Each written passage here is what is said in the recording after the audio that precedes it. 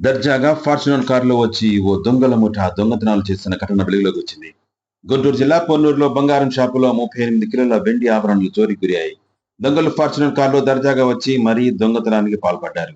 దొంగతనం చేసి పారిపోతున్న దొంగల్లో రాజస్థాన్ వాసిగా భావిస్తున్న ఒకడిని స్థానికులు పట్టుకొని పోలీసులకు అప్పగించారు.